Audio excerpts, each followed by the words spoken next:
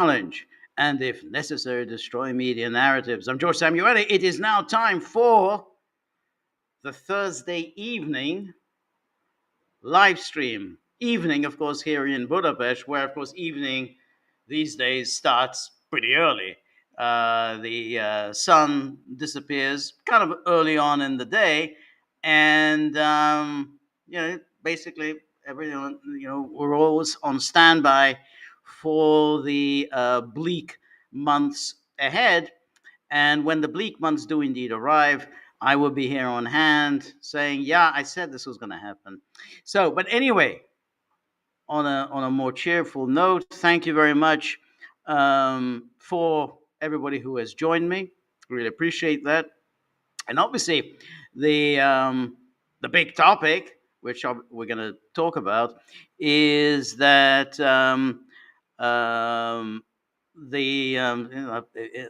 Peter Kovic says, George, do you think the Soviet Union could have defeated Nazi Germany without the Lend-Lease program? Yeah, I think they could have done. I think the odds were always against Nazi Germany. I really think that ultimately Germany really only had one shot at winning, and that would have been to deliver a knockout blow very early on. Failing to deliver that knockout blow meant that it almost became impossible for Germany to win, because ultimately Russia's enormous size, its enormous population, its huge economic capacity would have prevailed. I mean, it would probably have taken a little bit longer, but I think it would have prevailed. I mean, had Germany delivered the knockout blow in 1941, then things might have been different. But even then, it would have been hard for Germany to win decisively. I mean, the best they could have hoped for is, let's say, occupying Moscow, occupying Leningrad. But still, the Soviets would have just simply moved eastwards and would have continued the war, would have continued. I mean, they'd moved much of their industry to the east, so they would have continued producing weaponry in the east. So Germany would not have won a decisive war. It would have gone on for a long time. But ultimately, I think the Soviet Union would have prevailed. I think Germany just didn't have the manpower, didn't have the resources to prevail. It's always been Germany's problem. There's this problem in World War One. There's a problem in World War Two. But anyway, on to the topical issue that is the issue that we want to talk about, and that is the meeting in Alaska tomorrow. So it will take place so at 3:30 Eastern time. So I think it's going to be 11:30 a.m. local time. So it's 3:30 p.m. East Coast time. And that's when it starts. We really don't know how long it's going to go on for.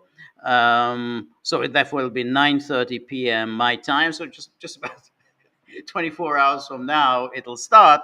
But then, of course, how long it's going to go on for, that'll depend on whether there's any kind of a breakthrough in the talks. Now, Trump, as is his wont, has been all over the place. So on Tuesday, when we did the live stream, I talked about Robert says, could the same Otpor network that toppled Milosevic now be behind today's renter mob in Belgrade and Novi Sad? Yeah, I think so. The one slight difference between now and what happened in 2000 is that in 2000 there was an alignment between the Sorosites. I mean, the entirety of Serbia was infiltrated by the Soros network. So they created all these NGOs that were ready to be mobilized at a moment's notice. And they're still there. The Sorosites are still there in Serbia, and they are without question pushing a color revolution in Serbia at the behest of the Soros networks. I mean, the Soroses have always hated Serbia, and they want to see the end of Vucic. But the difference, I think, between 2000 and now is that in 2000, I think the United States and the EU were firmly aligned with the Sorosites. So the Sorosites were clearly acting at the behest of and in conjunction with the US and EU governments. They all wanted to see Milosevic toppled. This time, I think the Sorosites are acting on their own, and that's why they haven't really had very much success. Vucic has cracked down against them, and there hasn't really been much of a protest from Brussels or Washington. Um, I think they feel that Vucic is playing their game, that they're getting the maximum that they can hope for with Vucic, and so they don't feel any pressure to ease him out. So I think that the Sorosites have kind of launched this campaign against Vucic without um, getting the sign off from Washington and Brussels. I don't think Trump cares two hoots about whether Vucic stays or goes. I think he quite likes Vucic. I mean, in fact, he's always touting about his great success in bringing peace between Serbia and Kosovo. I don't know what he's talking about, but somehow he thinks that he brought peace between Serbia and Kosovo, and he had Vucic over back in 2020. You know, when there was some complicated deal. You know, there would be kind of some economic agreement between Serbia and Kosovo, and then Serbia would agree to move its embassy in Israel to Jerusalem, and Kosovo would promise to recognize Israel. None of that ever happened. I mean, it was all just fantasy. But I think Trump was very pleased, and he had Vucic and whoever was the Kosovo leader at the time over at the White House, and he thought, "Oh, we've got this historic breakthrough." But Serbia never moved its embassy to Jerusalem, and Kosovo hasn't recognized. Well, actually, that I'm not sure about. Let me just check that. That's a very good question. Did Kosovo recognize Israel? Let me just check that because it's possible that they did do that. Does Kosovo?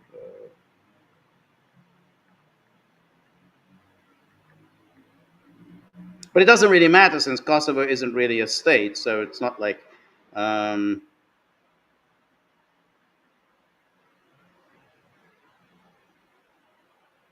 um, yes, Kosovo officially recognizes Israel. The recognition agreement was signed in September the 4th, 2020. So that was precisely when Trump had that big summit at the White House. So he got that part of the deal done, which is that Kosovo recognized um,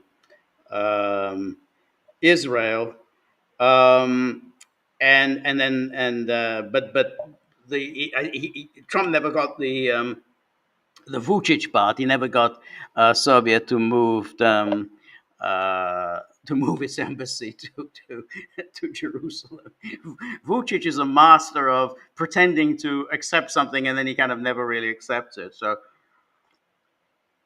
but anyway, so on Tuesday we were analyzing Trump's performance on Monday during his presser, supposedly actually about the federal takeover of DC policing, but he did deal with the question of Russia and Ukraine, and he said there that Ukraine has to accept certain realities. Ukraine has lost territory; it's not going to get that territory back, and that basically, Zelensky had pursued a foolish policy in continuing the war, and that he's going to have to sign an agreement in which he cedes territory, and um, and he Trump um, laid out the possibility that he could just simply walk away. He said, "That's it. I'm not going to support this war, support Ukraine any longer. It'll be up to the Europeans. If they want to continue with this war, they're going to have to uh, uh, support Ukraine." So that was what he said on Monday. And so you could think, okay, well, that's pretty much the only way this war can come to an end. I think we're all in agreement with that. That the only way this war comes to an end is if the United States bites the bullet finally and decides that this isn't worth the candle. This isn't worth sacrificing hundreds of thousands of more lives in a losing proposition, a war from which the United States gains very little, and that Trump finally will acknowledge this. So that's I think was the conclusion from the presser on Monday, and I think we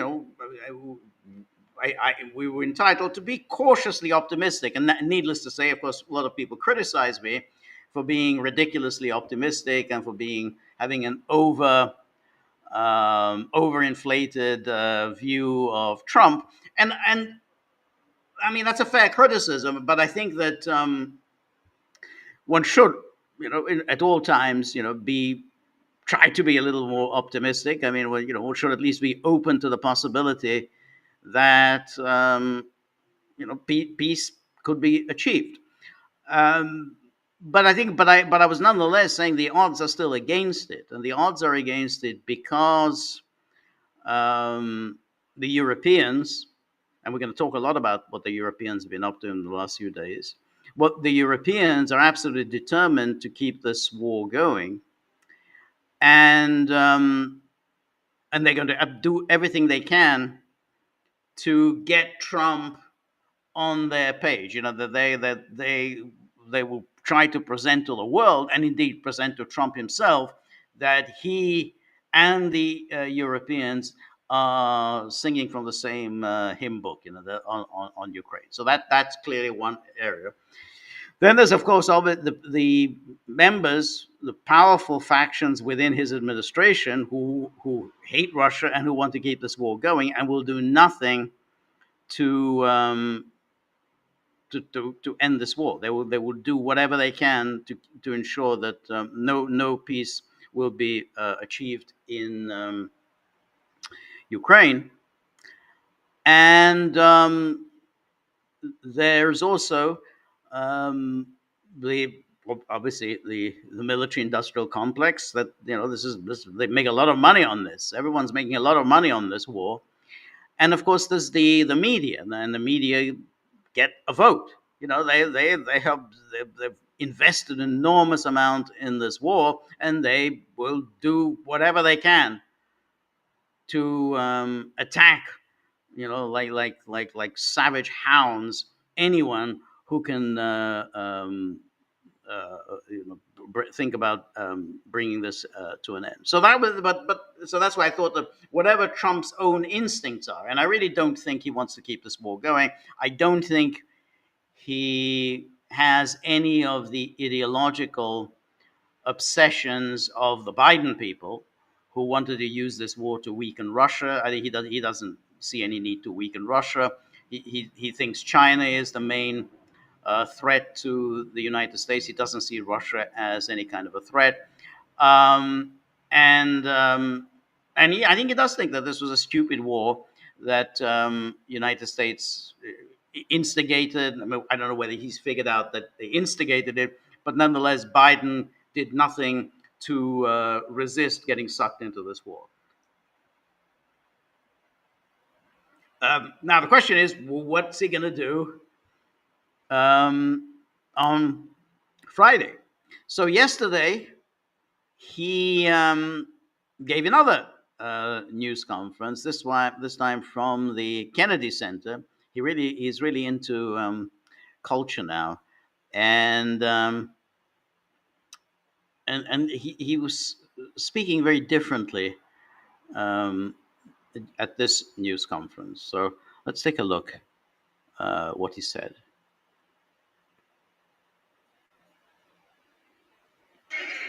Go ahead, please. In the back, yeah, please. Mr. President, how were your calls this morning with European leaders, and was it your call not to invite President Zelensky to your meeting with Putin?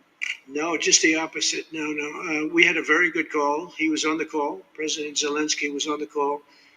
I would rate it a 10, very, very friendly.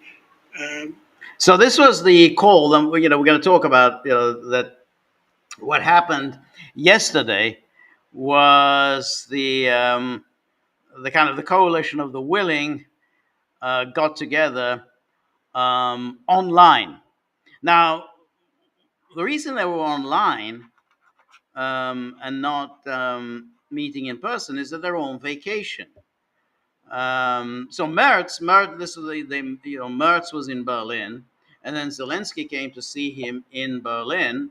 They had lunch, and then they set up this online chat involving the various leaders. Now, Macron. This is August. The French go away in August. I mean, he's not in Paris. He's in the south of France doing whatever he does in the south of France. So he can't attend. He can't even take part in the phone call. He's on. That's why he's online. That's why all of them were really online, because this is Europe. This isn't the United States. The people, they go away in August. Not Merz doesn't, Zelensky doesn't, but everybody else does. So they had that meeting, this online conference, and then after the online conference, Trump joined them via a telephone call. Now, the whole purpose of this online conference before Trump joined was that the Europeans, along with Zelensky, would then formulate their position, their unbudgeable, unbreakable commitments that they demand that Trump recognize, and that they must, and that the meeting in Alaska cannot possibly violate these commitments. Robert says, another perfect call. Yeah, that's exactly what Trump said. Yeah, it was a 10. It was a 10, this call. Anyway, so let's listen for a bit more. I know the leaders because I was at NATO, as you know. I took it from 2% to 5%, 2% that wasn't paid, 5% that is paid, which is trillions of dollars in defense capability.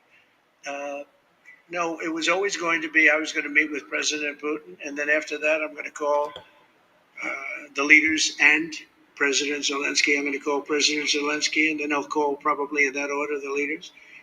There's a very good chance that we're going to have a second meeting, which will be more productive than the first, because the first is I'm going to find out where we are and what we're doing. Again, this is Biden's war. This isn't my war. He got us into this thing. And it should have never happened. This war would have never happened if I were president. But it is what it is, and I'm here to fix it. And I'm here to stop 6,000, 7,000 people last week. 7,213 people last week were killed, mostly soldiers. But missiles being lobbed into towns don't exactly help either.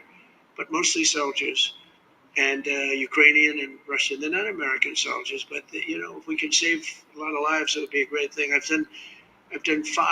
stopped 5 wars in the last 6 months. And on top of that, we wiped out the nuclear capability of Iran, obliterated it. It's turned out to be a correct word, by the way, because some of the press said, well, maybe it wasn't obliteration. It was obliteration.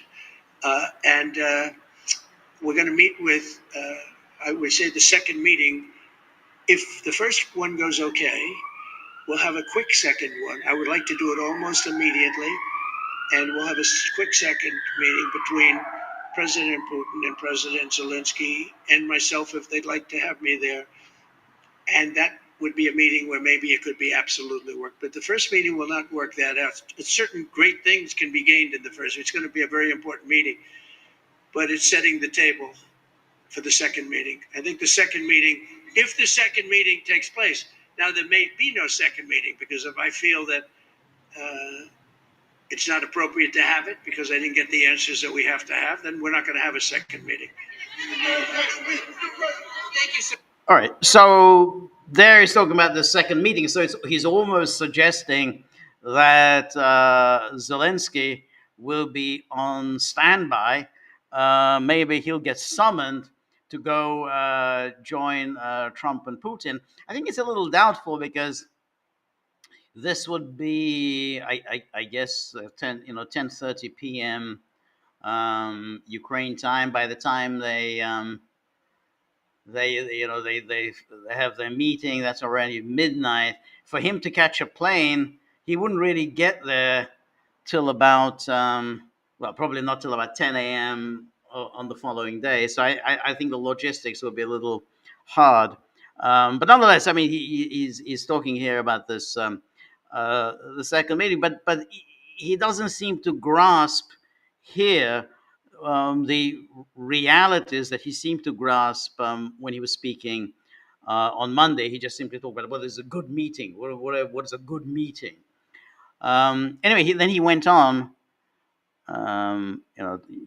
Talked about a lot of other things about the Kennedy Center and so on, and then.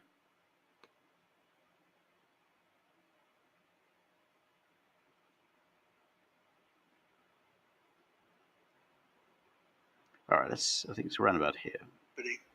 There's a thirst for it, and especially when the crime is knocked out. When we knock out crime, some people probably stay away from places like restaurants and other things. It ruins your whole fabric. It ruins your country. And when somebody thinks they have about a 25% chance of getting mugged, they say, let's not go to restaurants tonight. We're going to make it so that they have no chance of getting mugged. And it's going to happen soon. And we think we're going to have a lot of very successful evenings here. Please. Will Russia face any consequences if Vladimir Putin does not agree to stop the war after your meeting on Friday? So it says, will Russia face any consequences if Vladimir Putin does not agree to stop the war on Friday? So that was the question to Trump. Yes, they will. Yeah. What will there will be consequences. Sanctions, tariffs? There will be. I don't have to say. There will be very severe consequences. Yes. So that's it. So that he says there will be very severe consequences. He doesn't really spell that out. And there's no question that within the administration, there are indeed number of figures who believe that the United States has the wherewithal, has the power to inflict pain so severe on Russia as to bring it to its knees. I don't believe it, but it's clear that there are people within the administration who believe this, and they're undoubtedly telling Trump, "Hey, if Putin doesn't agree to end this, in other words, he's going back to." He's going back to this notion of the unconditional ceasefire, which he knows is a non-starter. So that's not going to get anywhere. And if he goes down that path, and then if he doesn't get the answer that he wants from Putin, and he's not going to, Putin isn't going to accept an unconditional ceasefire, then I think Trump will apply the pressure that he thinks he can apply. But as we've seen, the secondary tariffs, I'm skeptical that they could succeed. I mean, they could inflict some pain. I mean, I think that one shouldn't entirely discount the effect that they'll have. But I don't think it's going to change policy. But nonetheless, I think that's what he's staking his claims on, that he's going to inflict these harsh secondary sanctions. Anyway, So if we go back to yesterday, so we had that meeting, this coalition of the willing. So that was before the, um, the video called the telephone call with Trump. And so here was the statement issued by Downing Street. It's a statement of the co-chairs of the coalition of the willing, and there were Macron, Starmer, and Merz co-chaired a virtual meeting. Virtual meeting. Macron was holidaying in the south of France. I don't know. I don't know if where Starmer was. Um, but Merz was there chatting, with Zelensky next to him in Berlin, and then Vance was in on this part of the call. So this was before Trump joined. It says leaders welcome President Trump's efforts, blah blah, and then they were clear that the path to peace in Ukraine cannot be decided without Ukraine. So this is the mantra. They've been repeating it. Nothing about Ukraine without Ukraine. So they right away they want to. They're repeating this mantra, even though Trump is meeting Putin and there's no Zelensky there and no EU there. So it says here, it's necessary to continue an approach that combined active diplomacy, support to Ukraine, and pressure on Russia. A diplomatic solution must protect Ukraine's and Europe's vital security interests. And then they also reiterated that, first, meaningful negotiations can only take place in the context of a ceasefire or a lasting and significant cessation of hostilities. So again, they're going back to the talk. Oh, we can't have any negotiation without first an unconditional ceasefire, during which, of course, they will replenish all the weaponry of Ukraine that's been destroyed, and make sure that all the coffers are full in Ukraine, and that they're ready in 6 months' time, whatever, to resume the war. Second, sanctions and wider economic measures to put pressure on Russia's war economy should be strengthened if Russia does not agree to a ceasefire in Alaska. So again, notice what they've said. Russia has to agree to a ceasefire in Alaska. If Russia doesn't, remember, unconditional ceasefire, and therefore ceasefire from which Russia gains nothing. On the contrary, it loses, since Russia has the momentum. So it would stop fighting, allow Ukraine to recover, allow Ukraine to have its weaponry replaced, allow NATO forces to go in, present Ukraine with military advice and whatever, in safety, since there's a ceasefire. They don't have to worry about getting shot up. And if Russia doesn't agree to this, then the sanctions must be imposed. So that's their second condition. Third, international borders must not be changed by force. So therefore, that already goes against what Trump was saying the other day, which is Ukraine kind of has lost this territory, and there's nothing, not much Ukraine can do about it. So he says, oh no, must not be, international borders must not be changed by force, except of course when the NATO countries do it, which is what of course they've done, and they did in Yugoslavia. Fourth, Ukraine must have robust and credible security guarantees to effectively defend its sovereignty and territorial integrity. So we're back now with this robust and credible security guarantees. Well, who's going to provide these robust and credible security guarantees? Well, obviously they think the NATO countries, which is clearly the Russians are not going to accept that. And right to say, they say, oh no, the coalition of the willing is ready to play an active role, including through plans by those willing to deploy a reassurance force once hostilities have ceased. So here they are. They're ready, saying, oh, we are ready to send our forces into Ukraine. So, and the Russians have said this, they've been saying this for several years, that they're not going to accept NATO forces on Ukraine territory. And here they are, here are the coalition of willing, insisting on just this. No limitation should be placed on Ukraine's armed forces or on its cooperation with third countries. No limitation. So remember back at in 2022, April 2022, when the Istanbul agreement was, more or less signed. I mean, it had been initialed. Ukraine had accepted limitations on its armed forces, and it was this that Boris Johnson deemed to be completely unacceptable to NATO. There should be no limitations, and of course that ensured that 3 more years of war. So here they are; they're back, insisting on this after all the lives lost, after knowing this is something that Russia will not live with. No limitation should be placed on Ukraine's armed forces or on its cooperation with third countries. So that means or on its cooperation with NATO, no matter how threatening NATO is to Russia, but there should be no limitations at all.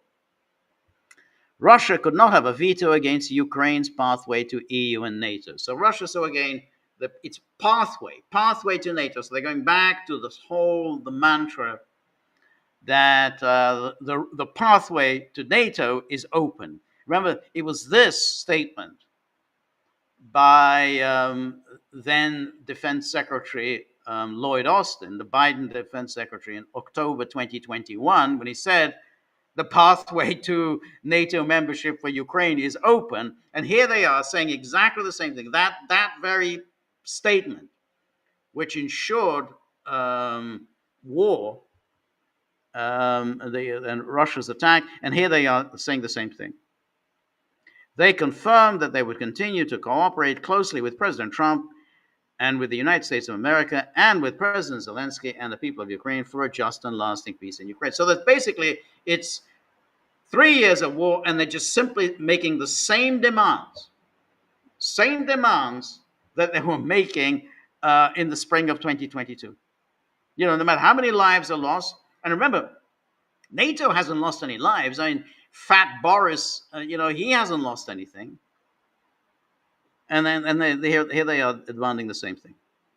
And then the Prime Minister joined a call with the leaders of the United States, and the European Union this afternoon. So he also joined the call. So he wasn't there in Berlin. And the Prime Minister, this is the UK Prime Minister, said nothing very much. But the Prime Minister made clear that our support for Ukraine is unwavering. International borders must not be changed by force, and Ukraine must have robust and credible security guarantees to defend its territorial integrity as part of any deal. And here they are. Europe stands ready to support this and will continue to work alongside President Trump.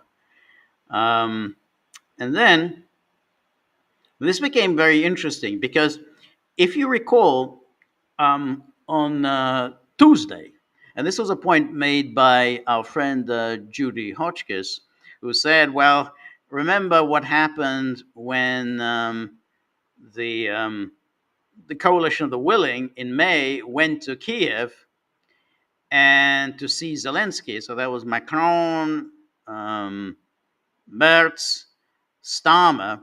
They went to see Zelensky.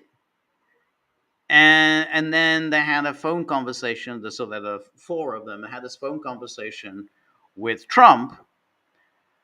And then after this phone conversation with Trump, they announced that Trump, they're all in agreement, and Trump had signed on to the idea that if Putin does not agree to an immediate unconditional ceasefire, they all of them, including the United States, will impose sanctions against Russia.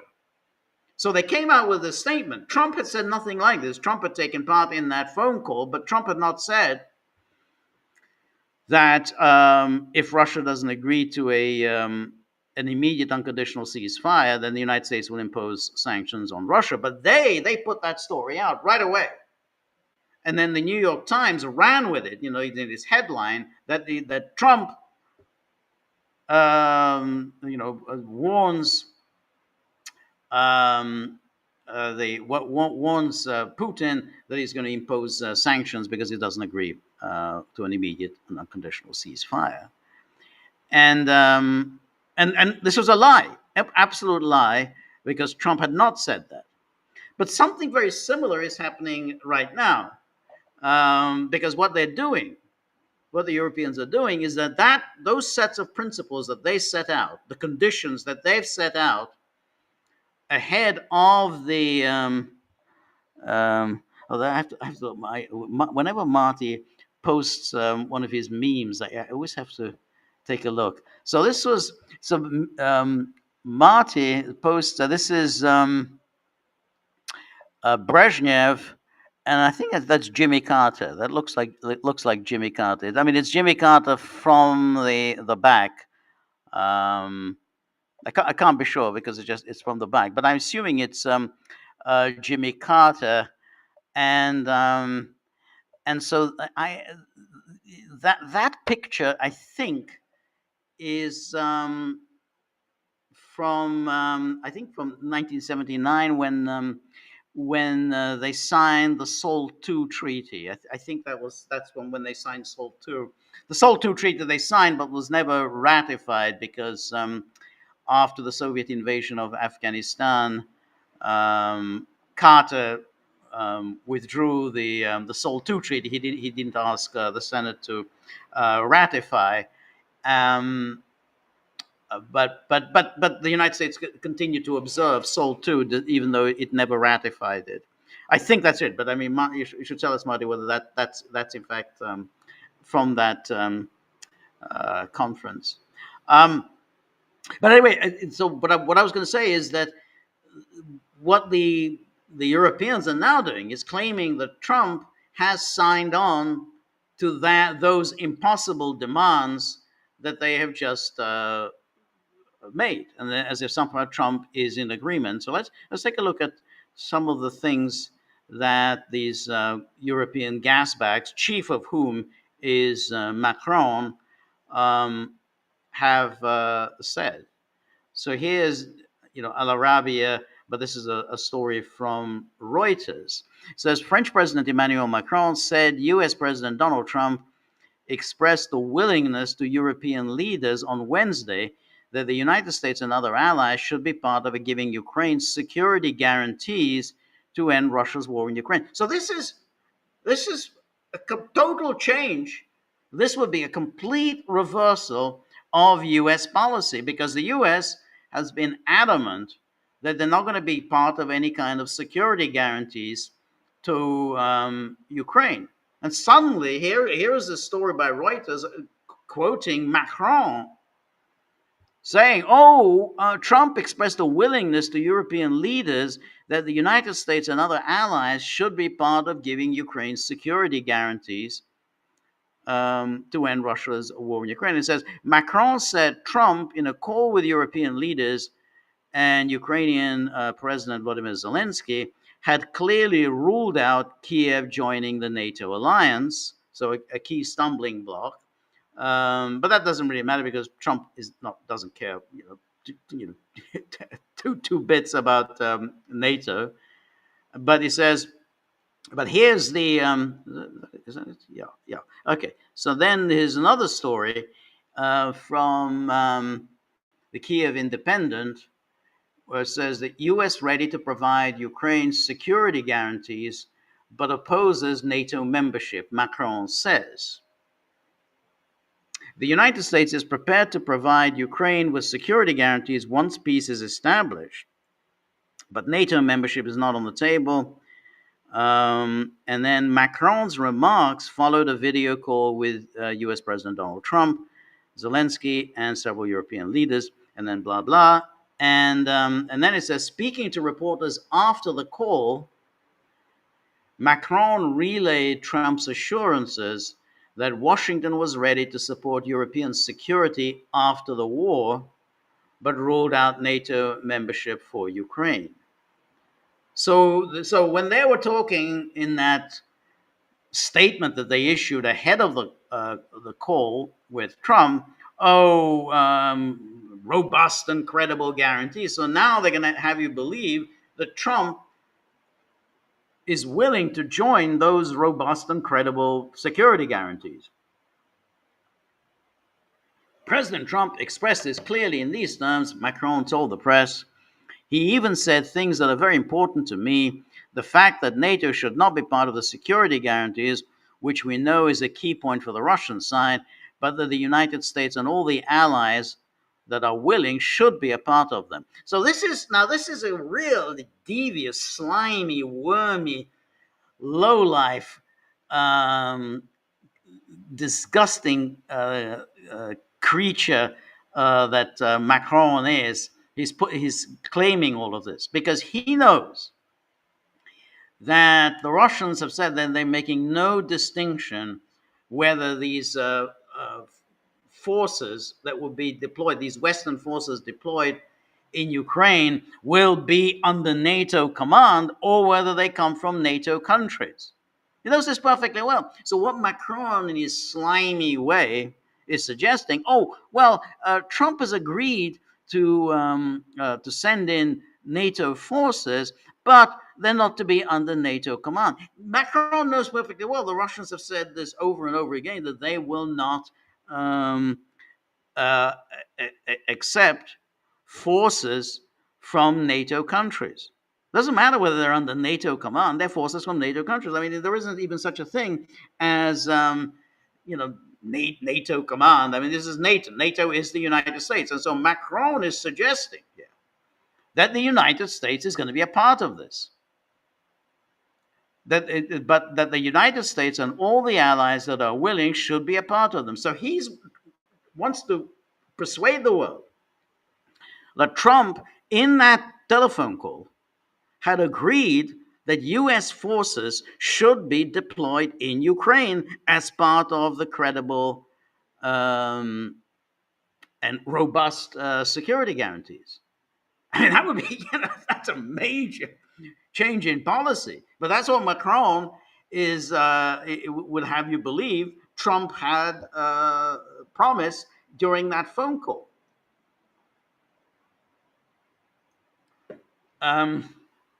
Now, and then he says, Macron told reporters that urging Putin to commit to a ceasefire was a top priority for Trump going into the Alaska summit. So, Robert, that's not, that's Macron's agenda. That's the coalition of the willing. That's the Merz, Macron, Starmer. That's what they keep saying. Trump hasn't said that that's the most important thing, that this is his top priority to commit to a ceasefire. He hasn't said that. And that Trump agreed that any discussion about territory required Zelensky's participation. And then says, territorial issues that fall under Ukraine's jurisdiction cannot be negotiated and will only be negotiated by the Ukrainian president. Trump has never said this. So Macron's just making stuff up. And he's putting all these stories out to have you believe, as a kind of a fait accompli, that Trump now accepts that U.S. forces will be stationed in Ukraine as part of the robust and credible security guarantees, that Ukraine has to accept any territorial changes can only come about through by the approval of Kiev. None of which Trump has said, but that's what Macron said. Oh yeah, Trump, yeah, that's what he said in that phone call. This is the position we support and was very clearly expressed by President Trump.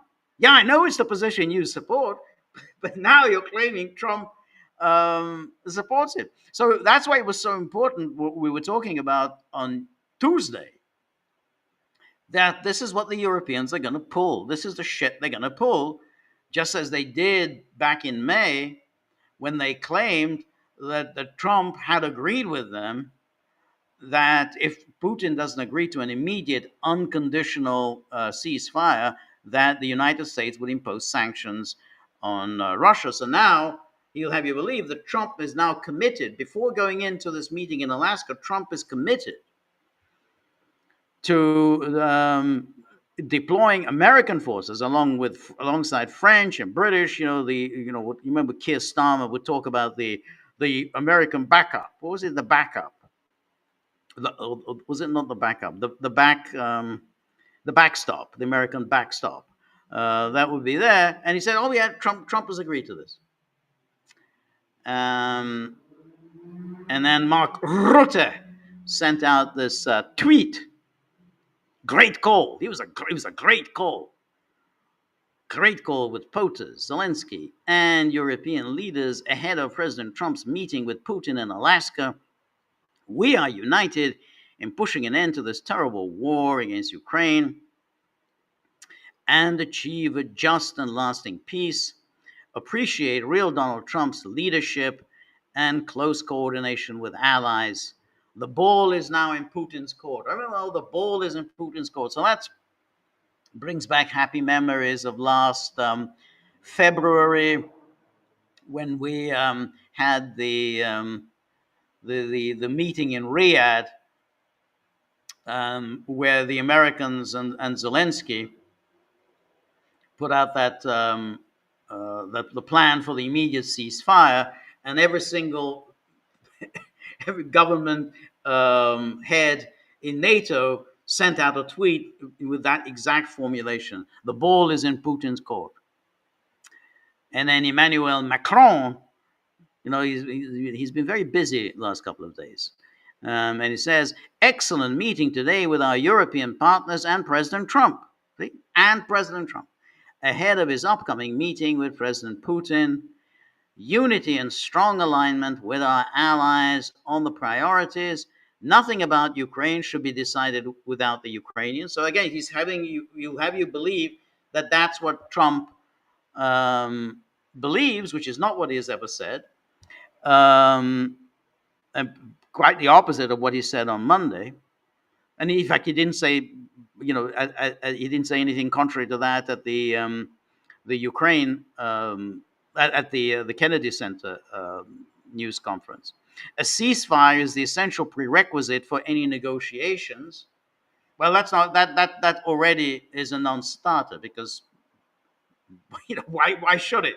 It's never happened before. There are negotiations, and the ceasefire is something that comes at the end of the negotiations. It's when, if you've accomplished something. Otherwise, if you have a ceasefire, then why bother to negotiate? You've got the ceasefire. You've got what you wanted, which in the case of NATO and in the case of Zelensky, they've got what the Zelensky leadership, the clique around Zelensky, they've got what they wanted, the ceasefire, which means that the pressure is off them, the pressure on the front in Donetsk, so that the pressure is off.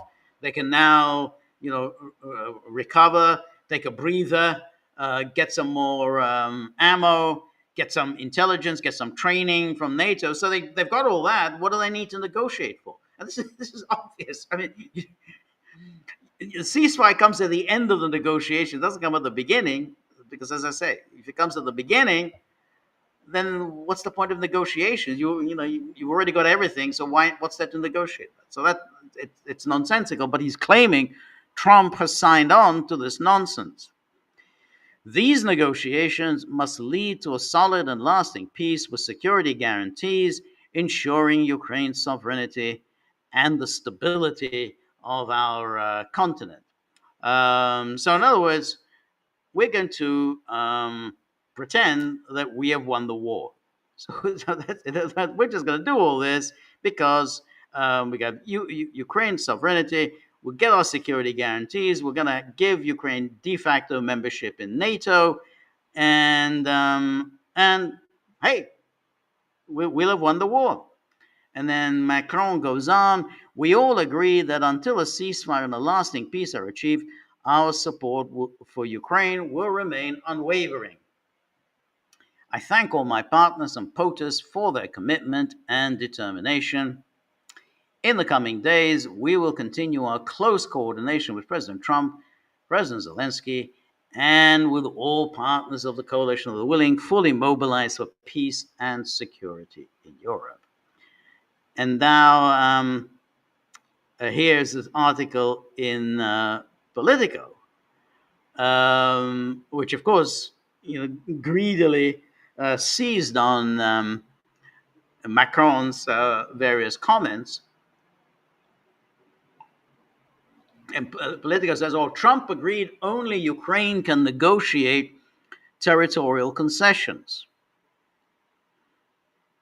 which is, as I say, it's quite amazing. Trump has never said this, but Macron, he's the one who's putting all this stuff out while he's on holiday.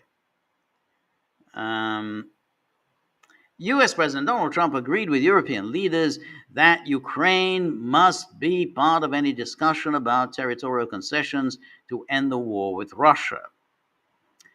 The French president was speaking after an hour-long meeting between Trump, Zelensky, and so on. And then territorial questions that fall under Ukraine's authority cannot be negotiated and will only be negotiated by the president of Ukraine, adding that Trump had expressed the same. It's like exactly, it's regular as clockwork. They get Trump on the phone, and then immediately after that phone call, they announce to the world that, lo and behold, Trump accepts all of our positions. Nothing about Ukraine without Ukraine. No territorial changes without the approval of the president of Ukraine.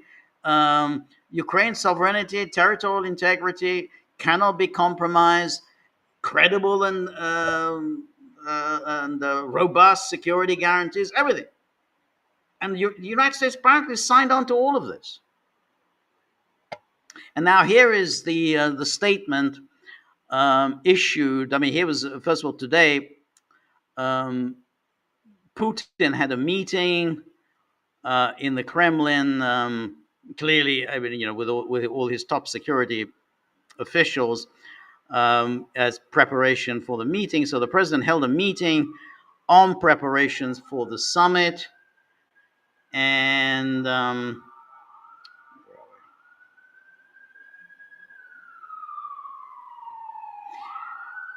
it says, I would like to talk about the stage we are at with the current American administration, which, as everyone knows, is making, in my opinion, quite energetic and sincere efforts to stop the fighting, stop the crisis, and reach agreements that are of interest to all parties involved in this conflict, in order to create long-term conditions of peace between our countries and in Europe and in the world as a whole. If by the next stages we reach agreements in the area of control over strategic offensive weapons. So you really get an impression when you read that the Russians are being extremely optimistic about the prospects for an agreement or reaching some kind of a modus vivendi with Trump. I think the optimism is understandable, but somewhat misplaced, because the Russians have burnt their fingers before in their dealings with Trump. I mean, we go back to, of course, Helsinki, and that why Trump kind of wasn't able to accomplish very much there. So they seem to be really under the impression that that somehow that Trump will be willing to extend some kind of a partnership to Russia. And I think, you get that sense when you read any of the Russian commentators. They all think that somehow this is going to be the beginning of some new U.S.-Russian partnership. You have to think that they are being very, very, I don't know, naive, or they're just giving way to wishful thinking.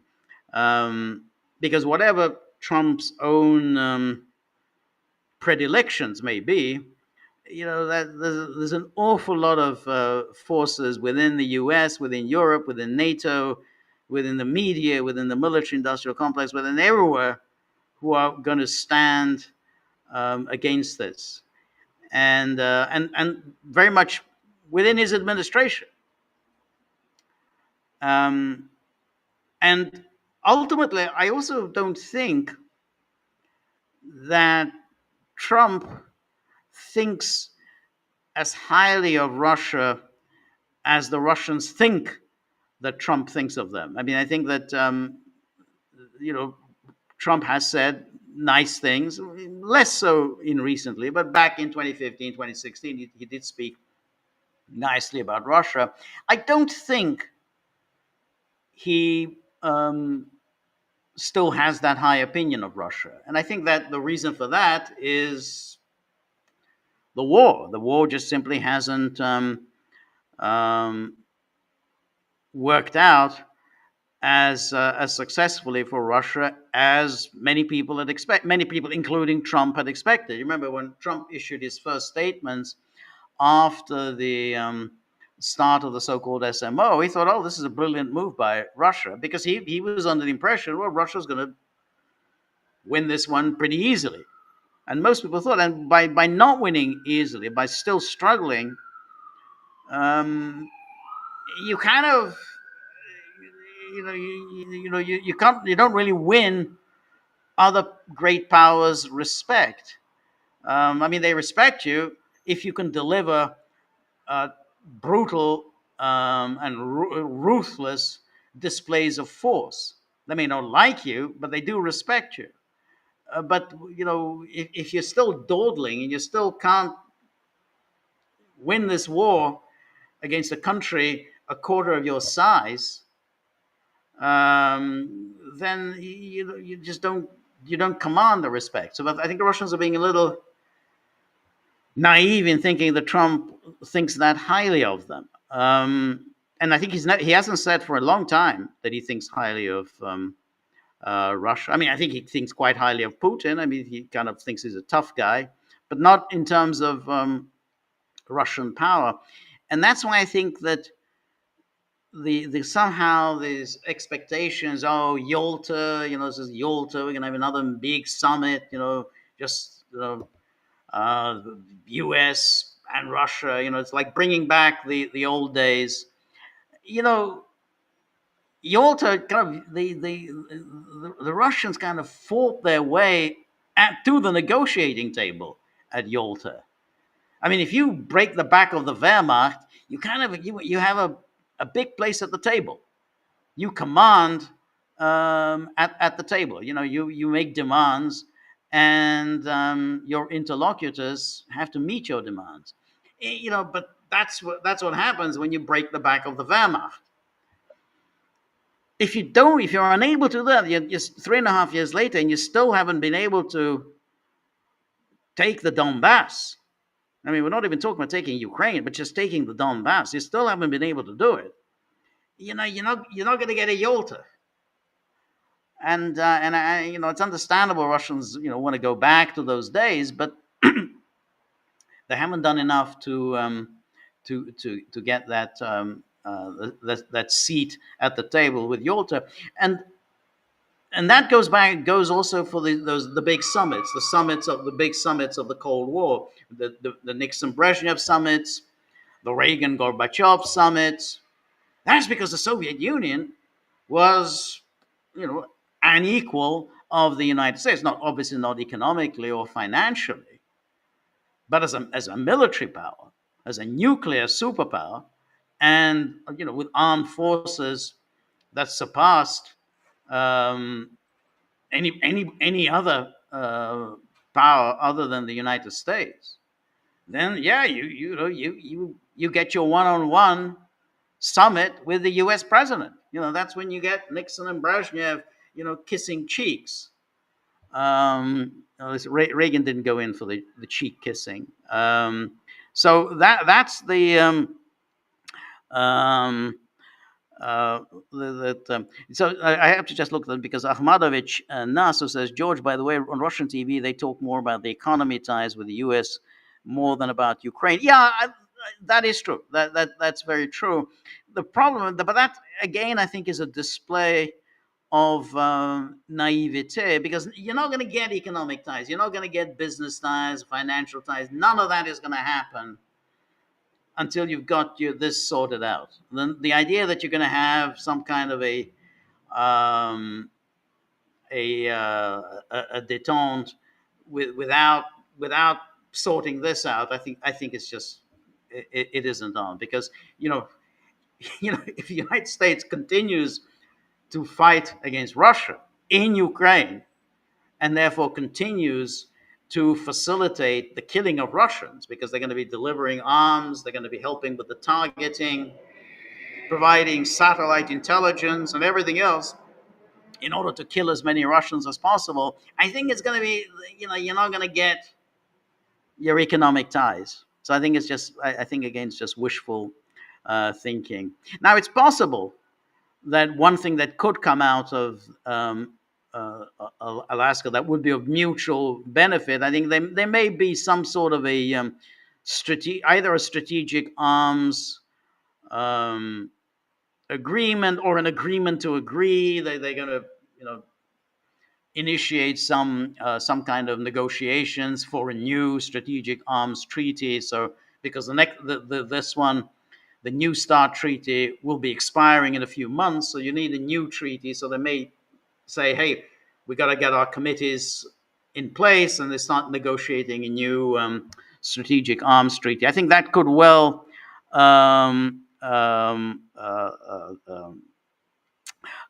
thing. Now, the question then is, what then happens with in Alaska? And that's it's up in the air, whichever way it goes. So let's just look at some of the things that are coming out from. Well, first of all, let's look at what the Russians are saying, and here we have the this Putin speaking very warmly, and then we had Ushakov, who will be attending in Anchorage, Alaska. Ushakov says preparations for the meeting between the presidents of Russia and the United States have entered the final phase. Considering that the meeting was announced only 5 days ago, that is on the night from last Friday to Saturday, everything is being done in an intensive mode. A lot of technical issues are being resolved, including visa issues. And of course, first and foremost, the political component of the summit is being actively worked out. And then he goes on, I can say that the program for the leaders' meeting has been agreed upon. This meeting, as you all know, will take place in Alaska, and specifically one of the premises of the Elmendorf Richardson Joint Military Base will be used. It's envisaged that everything will begin tomorrow, August the 15th, at approximately 11:30 local time, which is, as I said, that would be 3:30 p.m. East Coast time, 9:30 p.m. my time, 10:30 p.m. Moscow time, with a conversation between Vladimir Putin and Donald Trump. This conversation will take place in a tete-a-tete format with the participation of interpreters. Then there will be negotiations in the delegation. So, as always, and we talked about this on Tuesday, the first meeting is always a kind of one-on-one, between the presidents, as it was with Reagan and Gorbachev, as it was with Nixon and Brezhnev, just no one else except the interpreters. Then there will be negotiations in the delegation, and these negotiations will continue over a working breakfast. I guess that's going to be, and then the list of participants has already been determined, considering that the very important topics of a sensitive nature will be discussed. The circle of participants in the negotiations is not wide. I will name the members of the Russian delegation. So Lavrov will be there, Ushakov will be there, Defense Minister Belousov will be there, Finance Minister Anton Siluanov, and then Kirill Dmitriev. He's the sort of the investment banker, American trained, went to Stanford and Harvard, worked at Goldman Sachs. So he's the one who's a big one for financial cooperation with the United States. The composition of the American delegation is also known, but it would probably be correct to wait for a corresponding announcement from the American partners. That is, in addition to the presidents, 5 members of the delegations will participate in the negotiations, and then a group of experts will also be ready nearby. And then after the negotiations, Vladimir Putin and Donald Trump will hold a joint press conference to summarize the results of the talks. And then as for the summit agenda, it's obvious that the central topic will be the settlement of the Ukrainian crisis, including taking into account the discussion that was held in the Kremlin, as you remember, on August the 6th, with the participation of Steve Witkoff. But naturally, broader tasks of ensuring peace and security will also be touched upon, as well as current and most pressing international and regional issues. An exchange of views is expected regarding the further development of bilateral cooperation, including trade and economic sphere. And so I would like to note that this cooperation has enormous and unfortunately untapped potential. So that, obviously they're going to be talking about economics, but there's no economics until you've got this thing sorted out. And then what else would I like to note?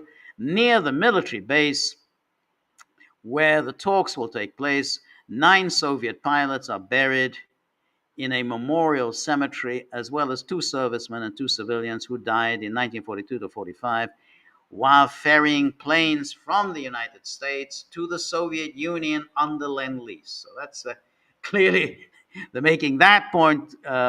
Lend-Lease, and the Soviet pilots are buried, and there might even be a moment when they'll go and visit this memorial cemetery. So the meeting will take place near such a historically important place, a reminder of the military brotherhood of the peoples of our countries. And this is especially symbolic in the year of the 80th anniversary of the victory over Nazi Germany and militaristic Japan. And then Interfax published a report where Uvashov spoke a little more, and he said, not Uvashov, Ushakov, it is expected that everything will begin tomorrow at approximately blah, blah. This conversation will take place one-on-one. There will be negotiations in delegations and so on. And then the time of the meeting will depend on how the discussions goes. There are, of course, time parameters, but I told you when the negotiations will begin and when they will end. This will depend, first of all, on the presidents. Answering the question about when the Russian delegation is planned to return from the US to Russia, Ushakov said the delegation will return. Obviously, it will fly out immediately after the negotiations are completed. So no overnight stay, and everything really depends on whether the negotiations get very far. But the key, I think, will be Ukraine, because I don't see that they're going to be talking about other things if they don't have some kind of a meeting ground on Ukraine. I think Trump will just say, I'm not interested in talking about economy and trade and so on if this war is continuing. Asked whether there would be press-friendly section before the talks began, he said, it is envisaged that at the beginning of the meeting, each president will say a few words which is a common practice in international negotiations. Um, and then we have, but I think what was interesting is the question of, well, will there be a joint presser, as there was, remember, at Helsinki? So that's still up in the air. The Russians didn't say that there would be a joint presser. And so here's the Washington Post that Trump talked to that horrible creature from Fox News, Brian Kilmeade, today, and he said he thinks there's a 25% chance his meeting in Alaska on Friday with Russian President Putin will be a failure. That's really very optimistic. 25% chance it will be a failure. So 3 chances out of 4 that it will be a success. I mean, those are great numbers. Trump said that if the meeting fails, he will return to Washington immediately. When asked by Kilmeade, God, Kilmeade is just, ugh. And he was one of the people really trying to sabotage Helsinki. I remember him, he kind of led the whole Fox News delegation to Helsinki. When asked by Kilmeade if he will hit Russia with additional sanctions if Putin doesn't change his position after the meeting, Trump said, "Oh, sure," but he didn't elaborate. Now, actually, Kilmeade is an absolute rabid Russophobe. So, of course, that's the only thing Kilmeade wants to know. Oh, well, when are the sanctions? When can we expect those sanctions? And then this is still the Washington Post. President Donald Trump said he would hold a news conference after his meeting with Vladimir Putin, but that it wouldn't necessarily be a joint conference, as White House Press Secretary Caroline Leavitt had said earlier Thursday. I don't know whether it's going to be a joint. We haven't even discussed it. Trump said to Kilmeade, if the meeting doesn't end well, I'll just have a press conference and get out. So, we don't. If it goes well, there'll be a joint presser. If it doesn't, then we'll just have separate news conferences. And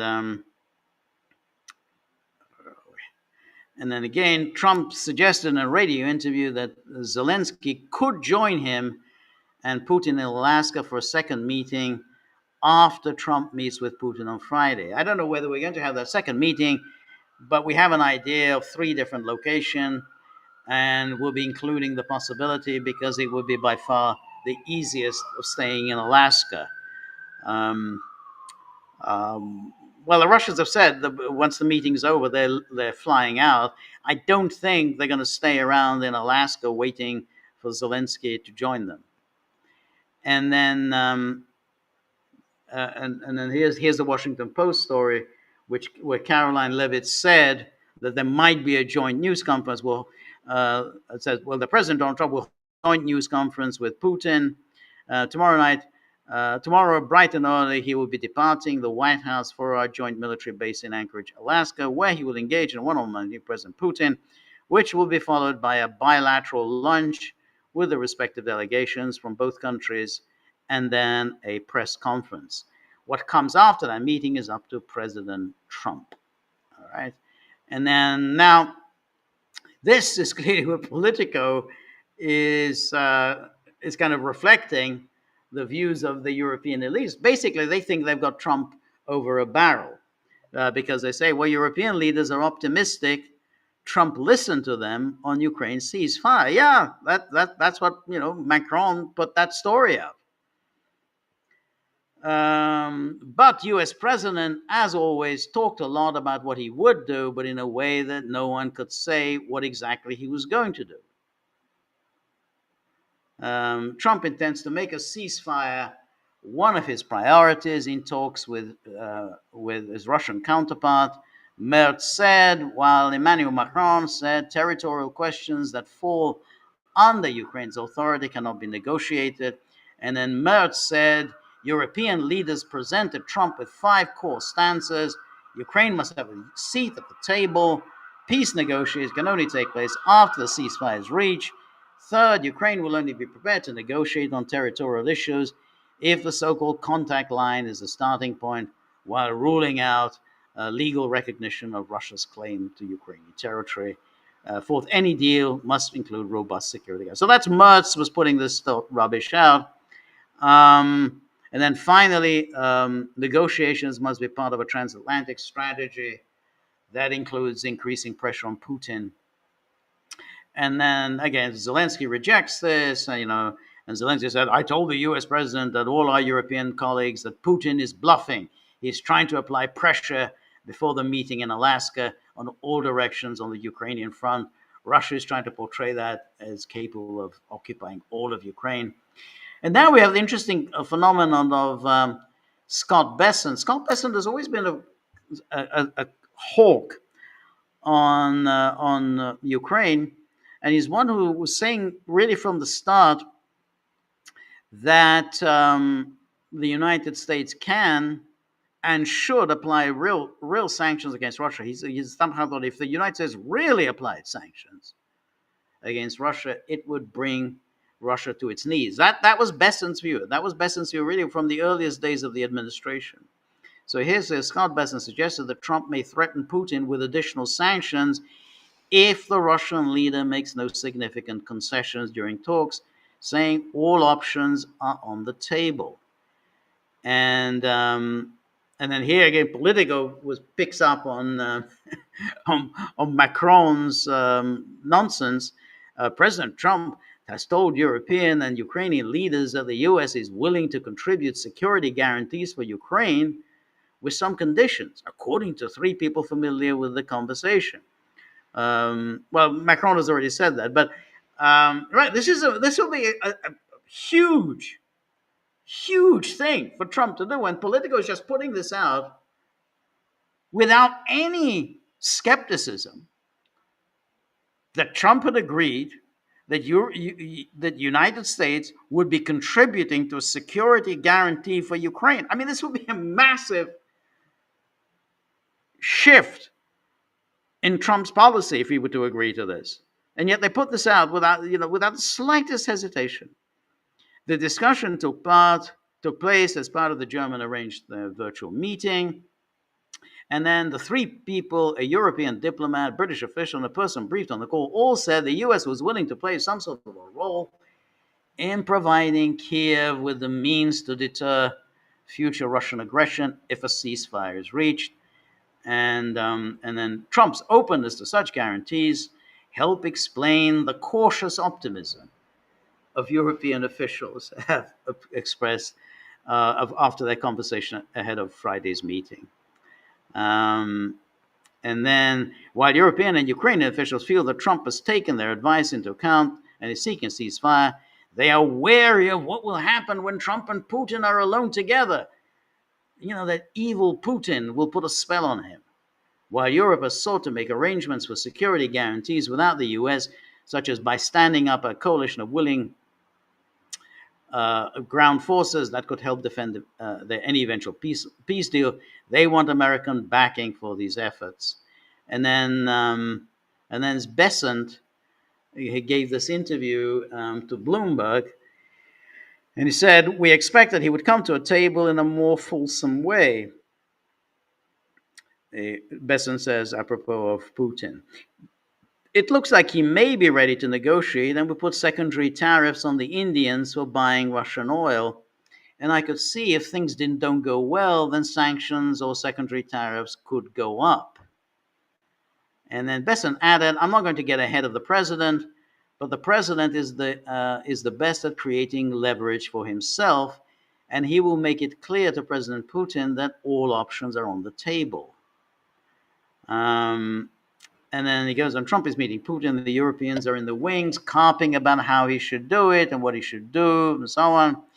But the Europeans need to join us in these sanctions. So he's talking about secondary sanctions, and he's saying the Europeans need to join us. And that was always obvious, because if Trump does go down this path of hitting India and China, well, he's already in part hit India, hasn't hit China yet with the secondary sanctions, but he's absolutely going to demand that the Europeans do the same. They're not just going to be able to do their normal business with India and China while Trump just goes ahead and does their business for them. Putting in these secondary sanctions on India and China. So, hey, if I'm putting them on, you bloody well put them on. You're not going to just, get rich at our expense. The Europeans need to be willing to put on these secondary sanctions. I was at the G7 meeting in Canada where President Trump with the Europeans kept talking about Senator Graham's bill to impose secondary tariffs. And I looked at the leaders around the table and I said, is everyone at this table willing to put a 200% secondary tariff on China? And you know what? Everybody wanted to see what kind of shoes they were wearing. It's put up or shut up time. The president is creating his own leverage. We need the Europeans to come up and help create more leverage. I mean, that's an obvious thing. I mean, it's ridiculous for the Europeans think that they could just simply have America impose these secondary sanctions while the Europeans get a free pass. But anyway, here's an interesting article in Axios. This is based on leaks from within the Trump administration. And here it says, this is no longer a feel-out meeting as Trump originally labeled it, not after he privately told Ukrainian President Zelensky and NATO leaders that his goal was a ceasefire, and then publicly threatened Putin with very severe consequences if he doesn't stop agreeing to stop the fighting. That this is Trump doing the most serious thing he has ever been, being the most serious he has ever been, and the most direct. He wants to show the world, a senior U.S. official told Axios. Whenever they quote somebody, always think that that's Sebastian Gorka. I don't know for a fact that it is Sebastian Gorka, but therefore you should always be a little bit skeptical because it may well be Sebastian Gorka doing wishful thinking. And now the onus is on Putin. Agree to a ceasefire or show real movement, or there will be severe repercussions. The official continued, Putin has to show very positive movement. And then Trump threatened serious consequences on Putin. A second U.S. official insisted that this time is different, that Putin tapped Trump along, then requested this meeting, and now he has to deliver. But if the meeting is a flop and no harsh consequences follow, Trump's threats will ring more hollow in future. And then consider three potential outcomes. One, Trump will get an unconditional ceasefire. It will be the first multi-day pause in the fighting. And then, blah, blah. And it might open the way for substantive peace talks, despite the irreconcilable positions currently held by the warring party. But obviously that's not going to happen because it makes no sense for Russia to offer an unconditional ceasefire. If Putin won't budge, it will appear to the world that he stared down Trump on U.S. soil and did not blink. So this is, people are putting this in Trump's ear. Hey, if you don't get concessions from Putin, you're going to be made to look weak. We're going to hear about Taco Trump. Trump always chickens out. You can't allow Putin to walk away with a win. And there's a lot of this talk. I mean, I'm not going to quote it. A lot of talk in the media. Oh, Putin has already won. This is a win for Putin. He got the summit. It's a win. So that's this is already kind of upsetting Trump. He had another news conference earlier today, and he didn't like it that the reporters kept badgering him, claiming that somehow Putin has already won by getting the summit. He said, "Oh no, Putin hasn't won. He's coming to our country." How can you say he won? He's coming to Alaska. So this is getting to Trump that, it'll look as if he stared down Trump on U.S. soil and did not blink. And then this quote from this senior official: the general view for months is that we can bring down the Russian economy tomorrow. A third senior official told the there are a few steps to ruin them. Most of them come from the Treasury, some from DOJ. So this is coming from the from within the administration, and they, without question, will exert influence on Trump, because they're going to be telling him, "Hey, you can't allow Putin to walk away with a victory. I mean, hey, this you'll be humiliated. You'll be people say, that he stared you down." Um, anyway, let's take a look at our locals page, and the comments from the Gagglers, the people who keep the dogs fed, watered, and so to enable the dogs to continue working and doing their hard investigative reporting that they particularly like doing. So thank you everybody, all our Gagglers, like our community, for all of their generous contribution. The dogs, you can't expect them to say thank you. That's just not in their nature. But I say thank you on their behalf. Anyway, Robert, always good to see you, Robert. Thank you so much, Robert, as always, for your generosity. Robert says, Larry Johnson notes talk of a Bering Strait tunnel linking Alaska's Cape Prince of Wales to Russia's Cape Dezhnev via the Diomede Islands.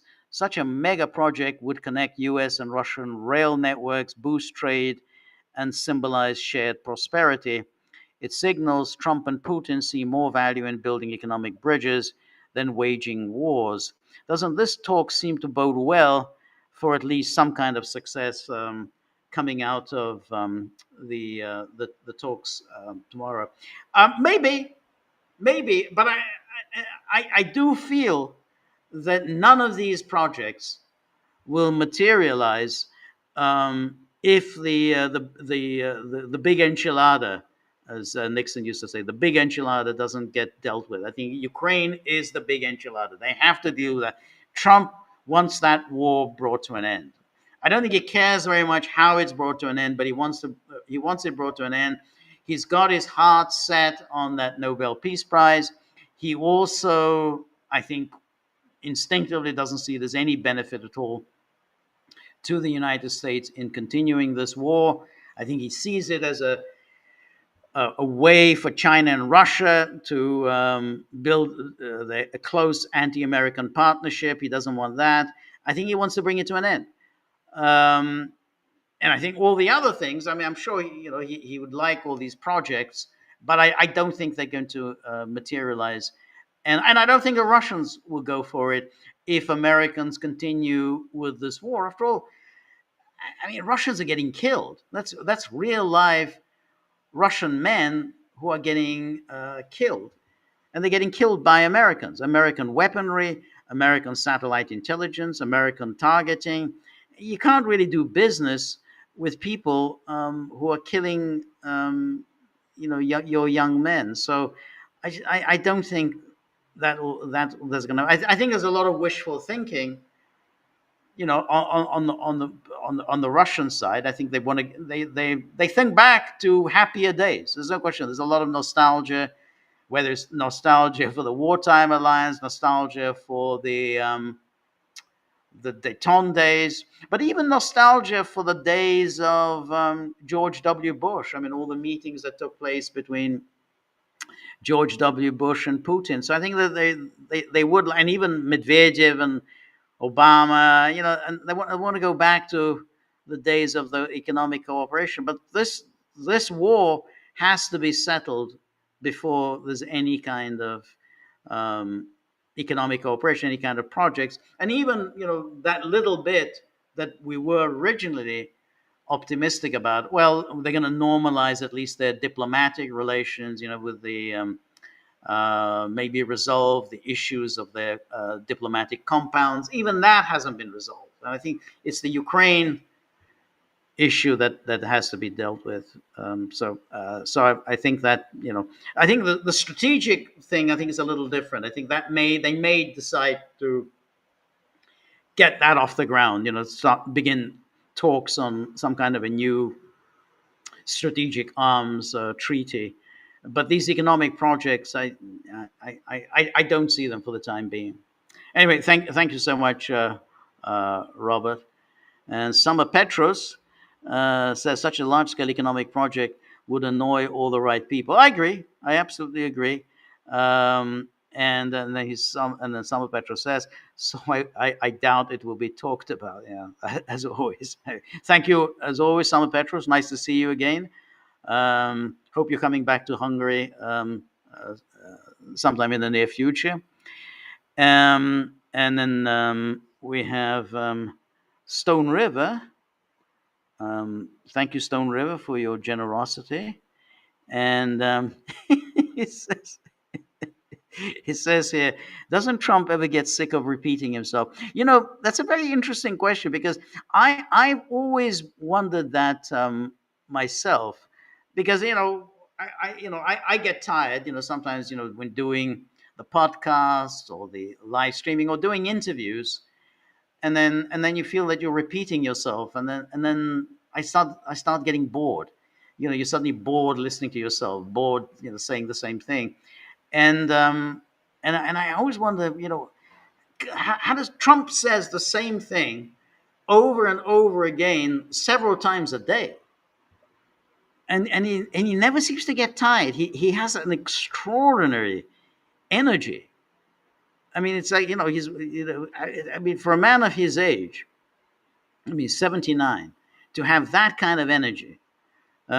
He hardly ever sleeps, and he just talks and says the same thing, and he always makes the same segue. He's asked a question, and then he makes this familiar segue, and then and that segue always goes down a particular path. Like, the war wouldn't have happened if I were president, if the election hadn't been stolen. He destroyed Iran. He obliterated Iran. All of this, all of his familiar talking points. I mean, I guess it's a way of using up the oxygen. I mean, it's like, well, you go down this path and you use up oxygen. There's that much less time for probing questions. But on the other hand, there's no point in asking him a probing question. He's never going to ask it. He's developed an absolutely surefire technique of avoiding answering any questions. I mean, he just makes no attempt to answer questions. He gets a question, and then he starts talking about what he wants to talk about. It's not like he starts um, answering a question and then goes off on a tangent. He goes off on a tangent even before he makes any effort to answer the question. So the answer is, I don't know. I don't know how he pulls it off. I guess he's been doing it all his life. I mean, ever since he was just a guy who was a hustler in New York. He's trying to hustle up business for the Trump organization, and he'd be on all the news shows, on News New York, and then he'd be on Larry King, and he kind of was the same thing. He was always promoting himself, and I think that gave him that kind of resilience, just to keep talking without getting tired, without getting bored. So it's an amazing energy. I mean, it's amazing talent, if you can call it that, doing that. Um, and so thank you so much, Stone River. Really appreciate that. Yeah, so it was. Yeah, so I was right. So that was, Marty has said, it was when Carter and Brezhnev met to sign the SALT II treaty. I was in Vienna. Um, it's very funny, because Brezhnev kind of kissed Carter on the cheek. He when he met Nixon, he didn't do that. Nixon really wasn't a particularly warm, gregarious type. So they did shake hands. I think they embraced, but he didn't. Brezhnev didn't really do the cheek kissing thing. I think he probably felt Nixon wouldn't go for it, but he did do it with Carter, and so yeah, that was 79. So that was June 79. So that was just a few months before the complete collapse of relations between the United States and the Soviet Union. over the invasion of Afghanistan. But up until then, um, Carter um, he'd had mixed relations with the Soviet Union. I mean, first of all, he started this whole human rights thing, which really annoyed the Russians, and he kind of soon realized that if he goes down this path of going on about human rights abuses in the Soviet Union, he's not going to get anything done, um, because he was hoping to involve the Soviet Union in negotiations on the Middle East. In those days, the Soviet Union was one of the stakeholders in the Middle East, and so so in October 1977, the United States and Soviet Union summoned jointly that they would jointly co-host a Middle East peace conference. So they sent this invitation out. That was in October 1977. It was joint U.S.-Soviet. So that's just a measure of how important the Soviet Union was back then. That October 1977, this was a Middle East summit, peace summit, to deal with obviously the Israel-Palestine issue, and the two conference chairmen were the United States and the USSR. So that was a big diplomatic breakthrough. But then the conference never took place because Sadat decided that unilaterally, which the Americans were not expecting, they unilaterally decided to initiate peace talks on his own, when he made his dramatic announcement that he's ready to go to Israel and negotiate peace. And so that put an end to the Middle East summit, and of course everything from then on kind of deteriorated for the Arab side, because once Egypt essentially left the great Arab coalition, then there wasn't really much left of the opposition to Israel. So, but the Americans were still thinking in terms of the joint U.S.-Soviet leadership of the Middle East peace process, which is what they were doing during the Nixon years.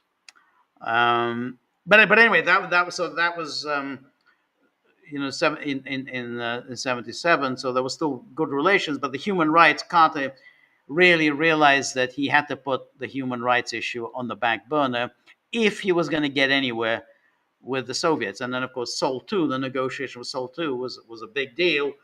And, I think it was made clear to him there's not going to be a Seoul II if you're going to keep talking about human rights. But then, of course, the Americans didn't really. The Russians really didn't like Jimmy Carter very much. I think they much preferred dealing with Nixon. They thought Carter was kind of erratic, moralistic, just not the sort of person they like to deal with. Much like Putin really just didn't like Obama. He couldn't stand Obama. Again, erratic, moralistic. That's just the Russians don't like dealing with that. Anyway, thank you, Marty, for that photograph.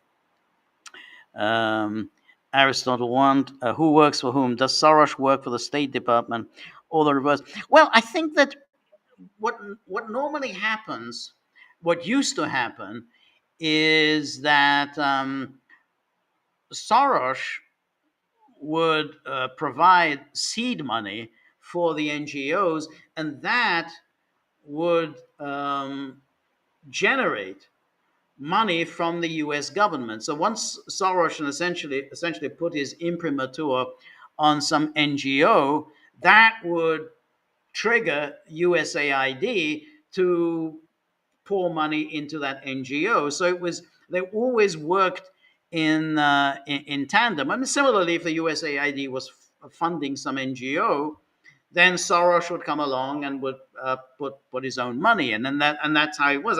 That's why getting money from Soros is such a big deal from all these organizations around the world, because if you get money from one of these open society foundations, that spurs the US government to pour money into that organization. So they work together.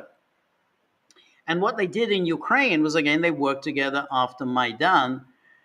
We were talking about the other day with that NABU, that anti-corruption unit. So Soros poured money into it, and the U.S. government then poured money into it. They didn't do anything, but it kept a lot of people employed, supposedly fighting corruption. They never actually did anything against corruption, but it kept a lot of people employed. So when Zelensky um, uh, suddenly said, "Well, I'm going to pass legislation ending the independence of Nabu," then all the Sorosites panicked, because well, where are we gonna get our money from?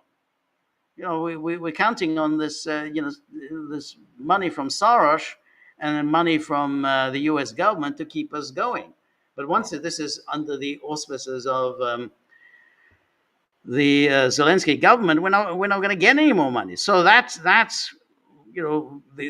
key component. It was the Sorosites who launched that campaign in Ukraine. You remember when all those 17-year-old girls were suddenly out protesting this new legislation, bringing Nabu under government control. This terrible crisis, when because these young girls, this is their livelihood.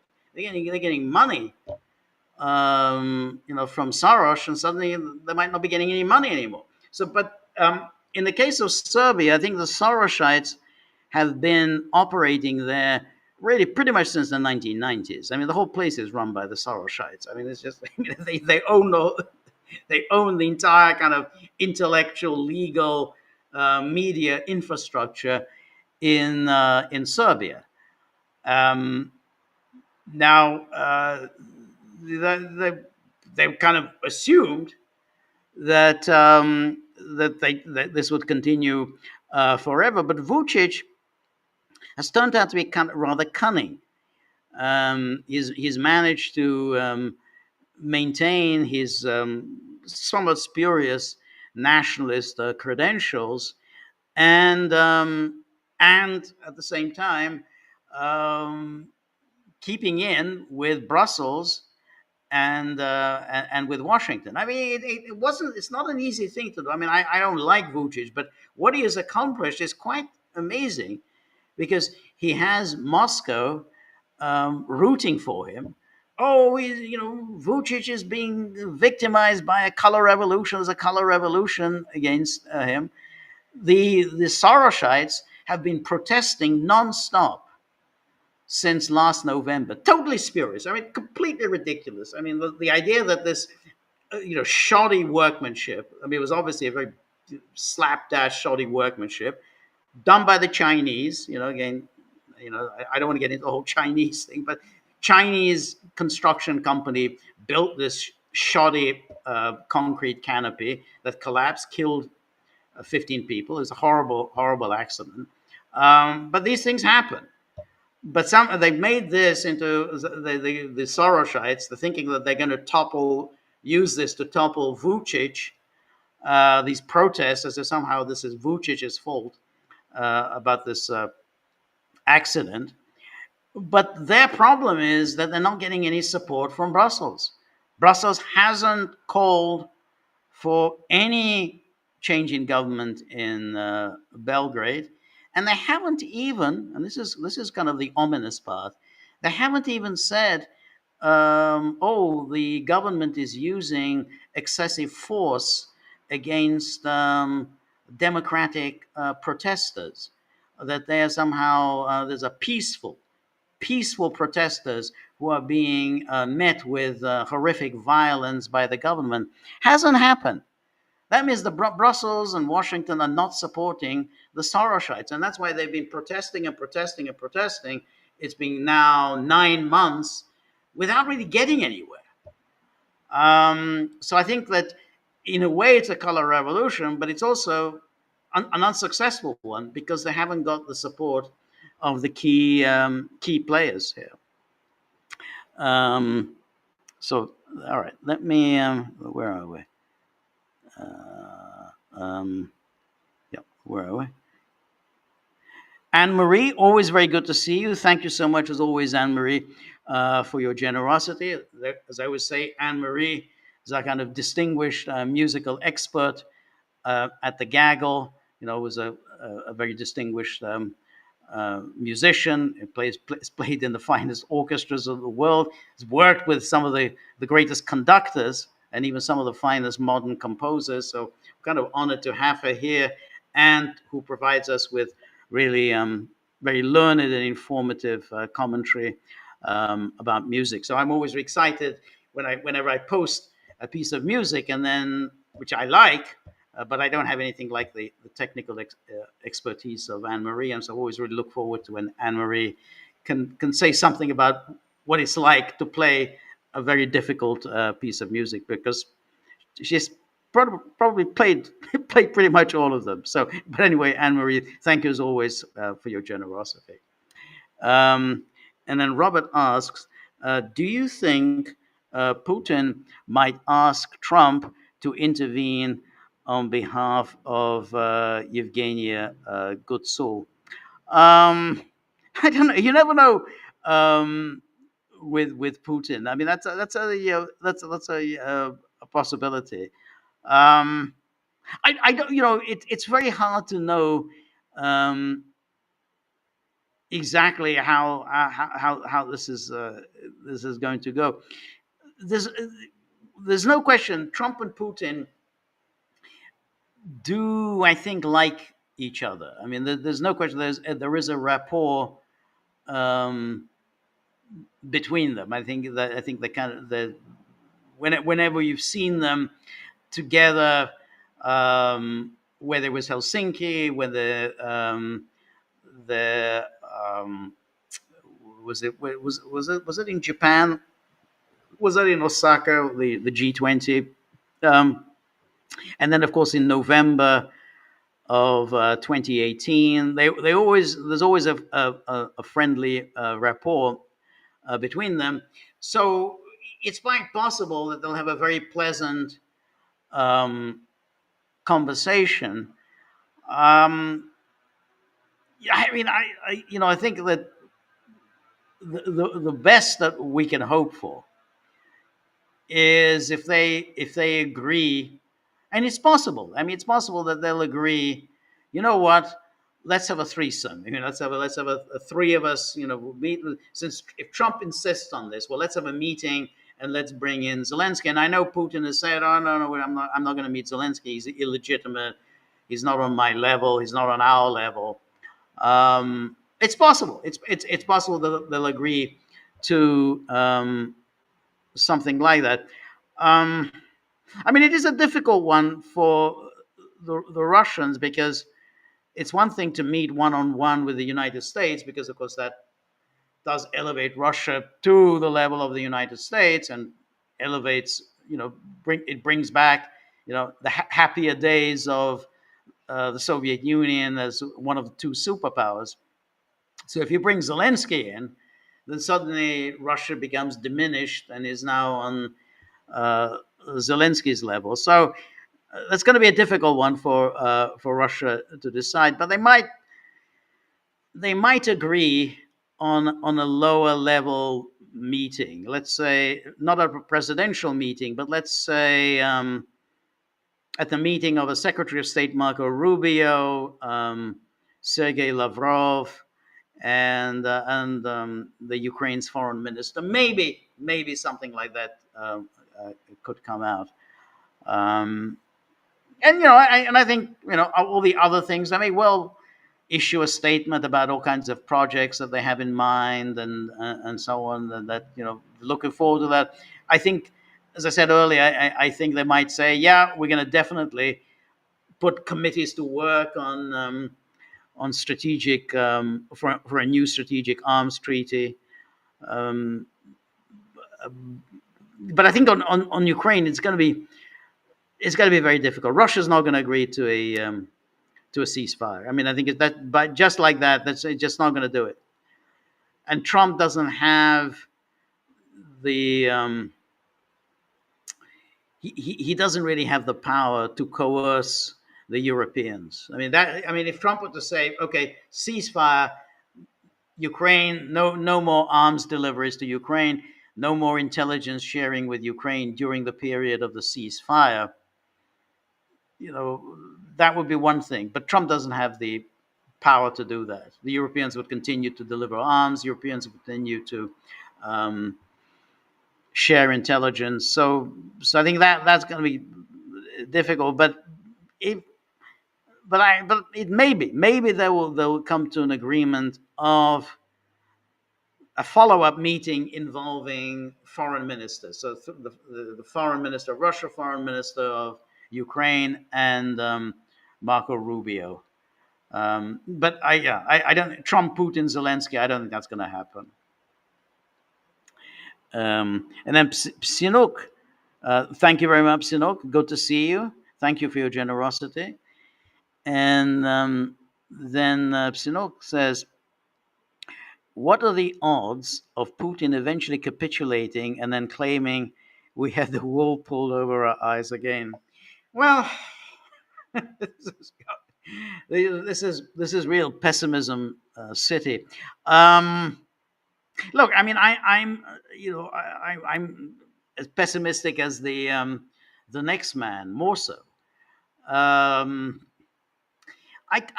tend to think that it's going to be very difficult for Russia to get away with that, to go essentially, because if we have, essentially just freezing the conflict in place, it means Russia has accomplished a single one of its wartime objectives.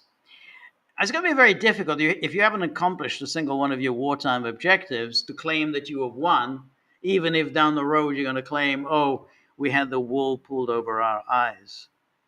I mean, one possibility is if if the Donetsk does indeed fall within the next 2-3 weeks, because at the moment Russia seems to be making some progress. Hard to know whether this is how real this is, but nonetheless, it does seem as if Russia has momentum in Donetsk.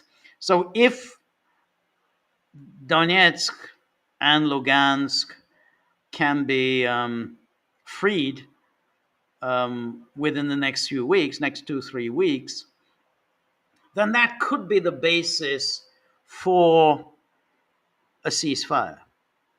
Because then Russia will at least accomplish that part of the goals that Putin had set out on February the 24th, 2022. Said, well, at least we've got Donetsk and Lugansk. We've removed all Ukrainians from that territory. Whereas at Kherson and Zaporozhye, there'll be some kind of a ceasefire. But of course, that also isn't.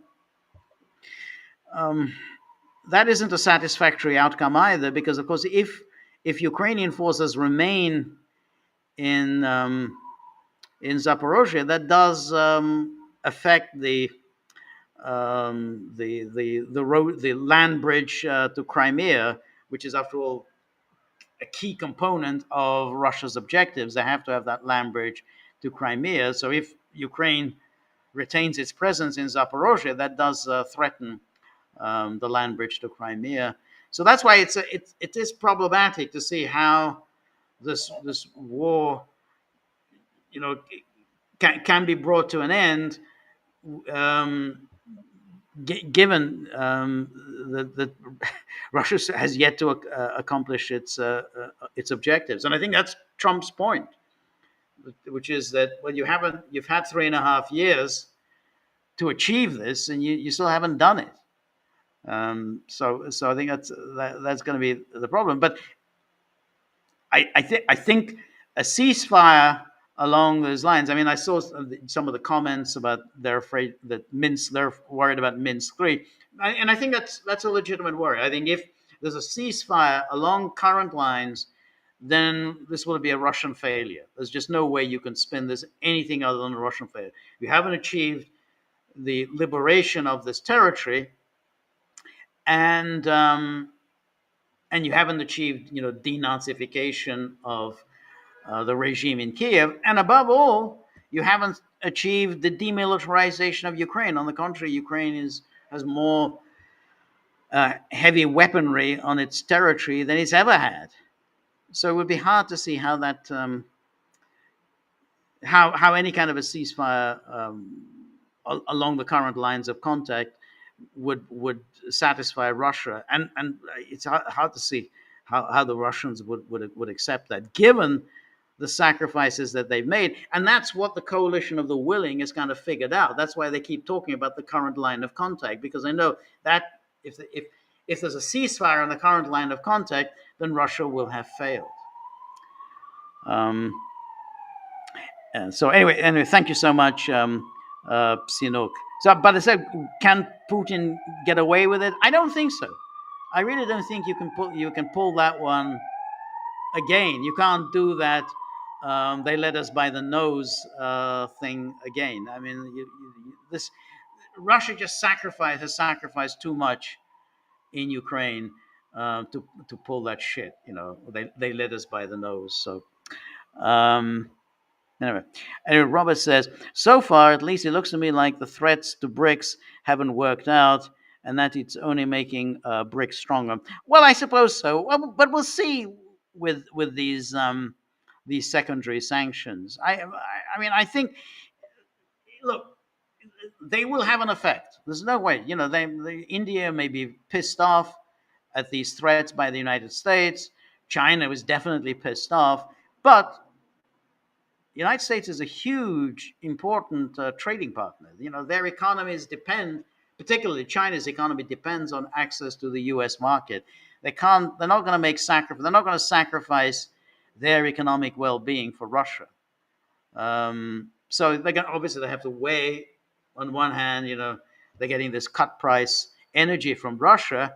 On the other hand, they also need access to the U.S. market. So I wouldn't count on their, sticking by Russia if once these secondary sanctions really begin to hurt. So Sinok says, Trump loves himself too much to be tired of not hearing himself speak. You should have heard him announcing the Kennedy Center Achievement Awards yesterday, comparing himself to Sly Stallone. I thought it was very interesting. I mean, those awards. First of all, I don't get the Sly Stallone thing. I mean, the days of Rocky and Rambo, that's a long time ago. I mean, you're talking about. I mean, Rocky was now 50 years ago, and then Rambo was now 40 years ago. There was the films of the 80s. It's very strange to be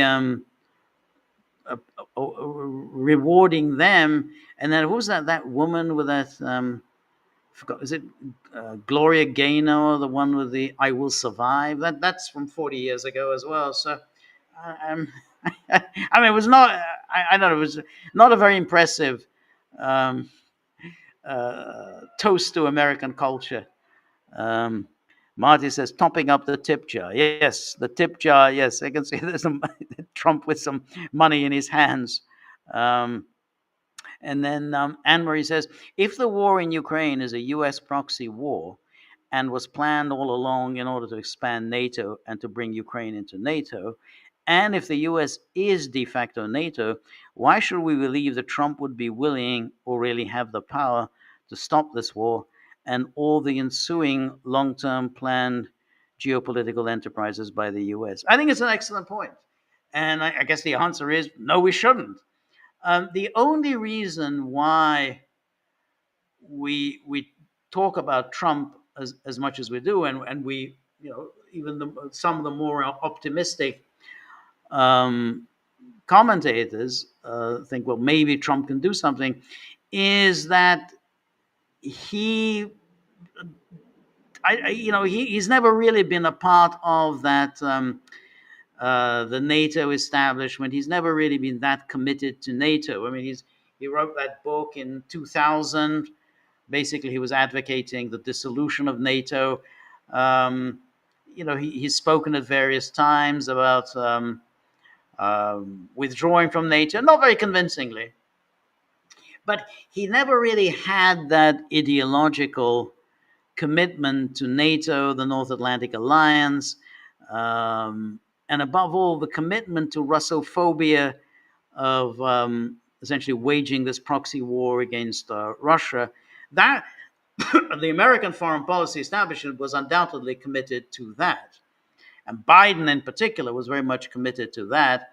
And so during the Biden years, we can say, yeah, we can see exactly what America was doing. America was expanding NATO, knowing that it'll have one of two outcomes. Either Russia is surrounded by hostile NATO states on its borders, armed to the teeth and threatening Russia, which means Russia ceases to be any kind of a power in the world because it's just too constrained to do anything. I mean, it's surrounded by NATO. The Baltic is a NATO sea. The Black Sea is a NATO sea. So that's one alternative. The other alternative would be, well, that Russia gets fed up with it and decides to lash out at NATO expansion, in which case it has a difficult war on its hands. So there's no question that was the rationale for the NATO expansion. It's heads we win, tails you lose. Whichever way it goes, either you're surrounded by NATO, and that means you cease to be a great power, or you're forced into going to war under difficult circumstances, a war that's going to drain you of your resources and of your manpower, which is also good for us because then Russia becomes diminished because it's now lost so much manpower, it's lost so much resources, its economy has been weakened. So that was the rationale for NATO expansion. And so, yeah, it has absolutely, that was the goal for it. Now, the more optimistic of us thought, well, okay, Trump might not think this is such a great idea, since Trump doesn't think Russia is a threat to the West. He doesn't see Russia as a bad place. He doesn't see Russia as a bad power. He kind of quite likes Putin, and he sees China as a threat and thinks that Russia should be in the West corner against China. Certainly, he doesn't think it's a great idea to push Russia and China together.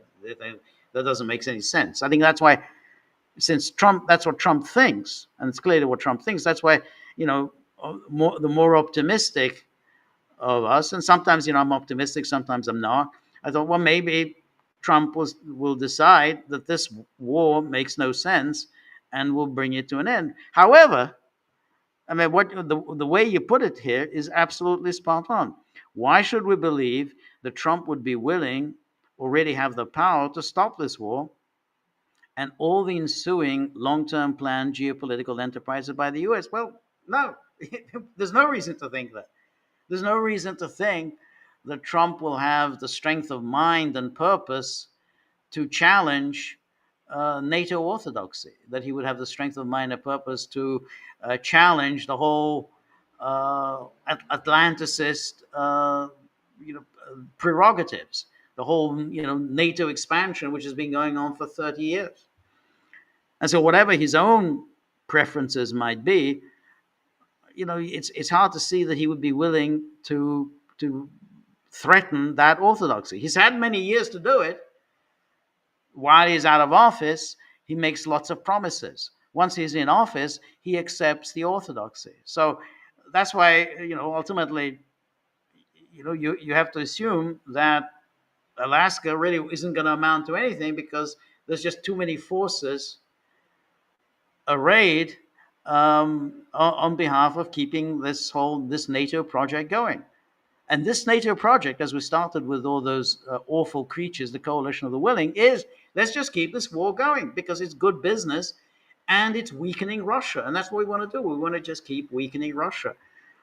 And you say, why should we think Trump will challenge that? Well, we shouldn't. I mean, we can hope, but and we absolutely shouldn't think that he's going to do that. He certainly hasn't shown any political courage in the past.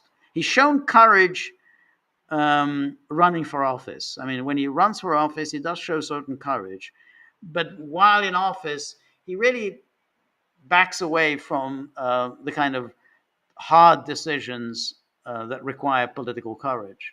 Remember, even it was Biden, not Trump, who withdrew from Afghanistan. That required courage. You know, Trump, talked and talked about leaving Afghanistan. He didn't do it. Biden did it. Even getting involved in the way Biden did in Ukraine, terrible though it was, horrible, awful decision, it still required a certain amount of courage. Trump just doesn't have that, unfortunately. Anyway, thank you so much, Anne Marie. And here is the meeting between Brezhnev and Nixon.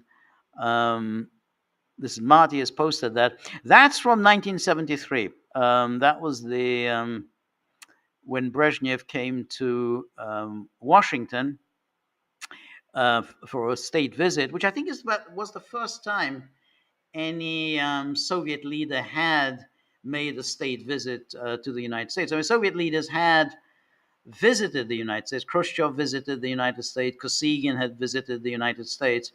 But this was a big deal. This was a formal state visit by Brezhnev, and of course there was the hilarious scene. I think we've shown it here at the Gaggle, where they were toasting.